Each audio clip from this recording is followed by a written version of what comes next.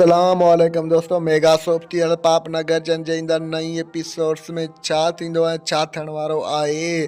छा नूरो मल्हार खे शादी करण जे लाइ इजाज़त ॾींदो? छा मिठल पंहिंजी धीउ राबेल खे बि मल्हार सां शादी करण छॾींदो या कोन छॾींदो? त इन जी सॼी तफ़सीलात ॼाणण खां पहिरियां जेकॾहिं अव्हां असांजे चैनल ते नवां आहियो त महिरबानी करे असांजे चैनल खे सब्सक्राइब करे छॾींदा। दोस्तों, असां हर वीडियो में इहो ई चवंदा आहियूं त असांजे चैनल खे सब्सक्राइब कयो। महिरबानी करे असांजे चैनल खे सब्सक्राइब करे घंटी जे बटन ते प्रेस करे नोटिफिकेशन ते ऑल करे छॾींदा, जीअं हर ईंदड़ नई वीडियो सभ खां पहिरियां अव्हां ॿाहिरनि ताईं वक़्तनि पहुची सघे। हाणे हलूं था मेन ॻाल्हि ॿोल तरफ़, तव्हांजो वक़्तु ज़ाया करण खां पहिरियां। दोस्तों, जीअं त तव्हां ॾिसंदव त नूरो कॾहिं बि मल्हार खे इजाज़त न ॾींदो। मल्हार हुनखे चवंदो त तो सॼे ॻोठ में राबेल जी बदनामी कई आहे, तो हुनखे भलो बुरो चयो आहे, तो इहो सुठो न आहे कयो।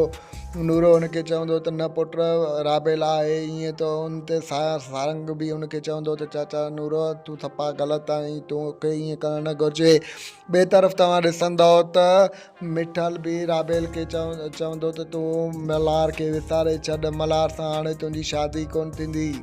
त होॾां तव्हांखे ॾिसण वटां मिलंदो त सिकंदर ख़ान बि हाणे जल्द हॉस्पिटल मां मोटी ईंदो ऐं वॾेरे बालाज ख़ान मथां कड़कंदो। ॿिए तरफ़ तव्हांखे ॿुधाईंदा हलूं त गमदिल जे भाउ खे मंठार अगवा करे खणी वियो आहे। इन करे त उहो राबेल जी शादी गमदिल सां कराइणु चाहे पियो। उहो चाहे पियो त मुंहिंजो भाउ राबेल सां शादी करे।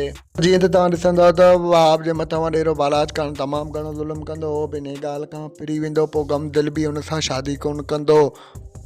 असांजो रिपोर्ट तव्हांखे कीअं लॻो? जेकॾहिं पसंदि आयो हुजे त कमेंट सेक्शन में पंहिंजो राय ज़रूरु ॾींदा ऐं असांजे चैनल खे सब्सक्राइब करे घंटी जे बटन ते प्रेस करे ॾींदा असांखे इजाज़त। रखंदा पंहिंजो ख़्यालु। अल्लाह हाफ़िज़। Thanks for the watching. Javed Ali जलालानी।